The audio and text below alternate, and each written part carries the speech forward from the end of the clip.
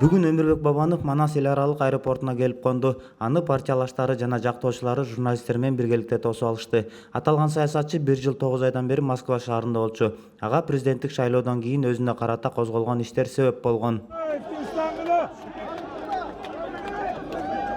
Эске салсак, Бабановго карата 2 эпизод менен кылмыш иши козголгон. Биринчиси укуктук түзүлүштү зомбулук менен өзгөртүүгө эл алдында чакырык жасоо болсо, экинчиси бийликти күч менен басып алуу аракети. Саясатчы Кыргызстанга келүү тууралуу ниетин расмий билдиргенден кийин Улуттук коопсуздук мамлекеттик кызматы Бабанов мыйзамга ылайык жоопко тартылаарын билдирген. Запистикиде. Бабановго кылмыш иштер бар деп туруп. Силер билесиңер. Дайыма мыйзамдуу жолдо жүргөм.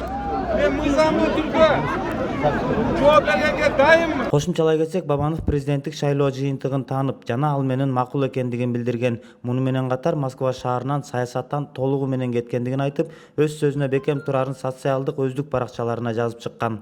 Кымбаттуу кыргызстандыктарым, жогоруда белгиленгендей шарттарга ылайык мен саясаттан, анын ичинде партиялык ишмерликтен толук бойдон кетип жатканымды жарыялайм. Мындай чечим мен үчүн жеңил болгон жок. Бирок азыркы кырдаалда жападан жалгыз туура чечим болду деп эсептейм. Ошондой эле жогорку кеңештеги депутаттык мандатымды да тапшырам. Партиябыздын тизмесиндеги кийинки талапкер депутат болот. Кудай кааласа баардык менен, Кудай кааласа кыдырып жолуган. Жерлерди кыдыруу айрым саясатчылардын арасында негизинен эле шайлоолор алдында болчу көрүнүш. Ал эми Бабанов мырзанын саясаттан чын кеткениби же кайтып келгениби азырынча белгисиз.